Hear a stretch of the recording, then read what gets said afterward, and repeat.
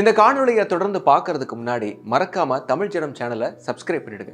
மத்திய பாதுகாப்புத்துறை அமைச்சர் ராஜ்நாத் சிங் தலைமையில் நடைபெற்ற பாதுகாப்புத்துறை கொள்முதல் கவுன்சில் 67,000 கோடி ரூபாய் மதிப்பிலான பாதுகாப்பு தளவாடங்களை கொள்முதல் செய்வதற்கான ஒப்புதலை வழங்கியுள்ளது. பாதுகாப்பு கொள்கை மற்றும் மூலதன கொள்முதல் குறித்து முடிவெடுக்கும் மிக உயர்ந்த அமைப்பாக பாதுகாப்பு கொள்முதல் கவுன்சில் செயல்படுகிறது. தேவையை ஏற்றுக்கொள்வதற்கான ஒப்புதல் கொள்முதல் செயல்முறையின் முதல் படியாகும். 87 புதிய கனரக ஆயுதமேந்திய ட்ரோன்கள் மற்றும் 110க்கும் மேற்பட்ட வான்வெளி பிரம்மோஸ் சூப்பர்சோனிக் குரூஸ் ஏவுகணைகளை வாங்குவதற்கு அனுமதி வழங்கப்பட்டிருக்கிறது.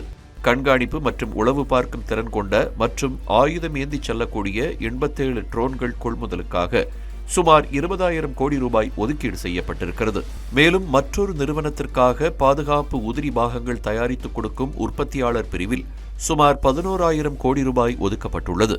10,800 கோடி ரூபாய் மதிப்பில் 110க்கும் மேற்பட்ட பிரம்மோஸ் ஏவுகணைகளும் தயாரிக்க ஒப்புதல் அளிக்கப்பட்டிருக்கிறது. கூடுதலாக 650 கோடி ரூபாய்க்கு 8 பிரம்மோஸ் தீ கட்டுப்பாட்டு அமைப்புகள் உற்பத்திக்கும் அனுமதி கொடுக்கப்பட்டுள்ளன. BMP கவச வாகனங்களுக்கான தெர்மல் இமேஜர் வாங்குவதற்கும் அனுமதி அளிக்கப்பட்டுள்ளது. தெர்மல் இமேஜர் இரவு மற்றும் மோசமான வானிலையில் கூட வாகனத்தை இயக்க அனுமதிக்கும் ஒரு அதிநவீன கருவியாகும்.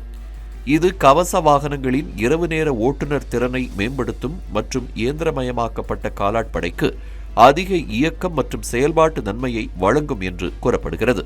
முப்படைகளுக்கும் நடுத்தர உயர நீண்ட தாங்குதிறன் கொண்ட ரிமோட்லி பைலட்டட் ஏர்கிராப்ட் கொள்முதல் செய்வதற்கும் ஒப்புதல் அளிக்கப்பட்டிருக்கிறது. மலை ரேடார்கள் கொள்முதல் செய்வதற்கும் சக்ஷாம் ஸ்பைடர் ஆயுத அமைப்பை மேம்படுத்துவதற்கு இந்திய விமானப்படை ஒப்புதல் பெற்றுள்ளது.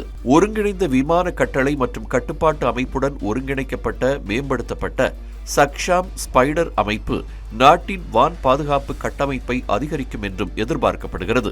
இந்திய கடற்படைக்காக பிரம்மோஸ் தீயணைப்பு கட்டுப்பாட்டு அமைப்பு மற்றும் ஏவுகணைகள் வாங்குவதற்கு பராக் 1 பாதுகாப்பு ஏவுகணை அமைப்பை மேம்படுத்துவதற்கும் ஒப்புதல் அளிக்கப்பட்டிருக்கிறது.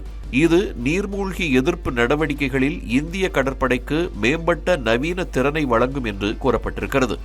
கூடுதலாக C-17 மற்றும் C-130J கடற்படைகளின் பராமரிப்பு மற்றும் S-400 நீண்ட தூர வான் பாதுகாப்பு ஏவுகணை அமைப்பின் விரிவான பராமரிப்பு ஒப்பந்தத்திற்கும் அனுமதி அளிக்கப்பட்டிருக்கிறது.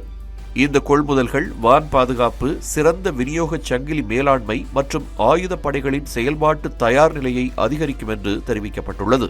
புதிய பாதுகாப்பு கொள்முதல்களால் பாதுகாப்புத்துறை பங்குகளில் ஏற்றத்தை காணும் என்று எதிர்பார்க்கப்படுகிறது. மேலும் இது போன்ற பல்வேறு சுவாரஸ்யமான தகவல்களை தெரிஞ்சுக்கிறதுக்கும் தமிழ் ஜனம் சேனலை மறக்காம சப்ஸ்கிரைப் பண்ணிக்கோங்க.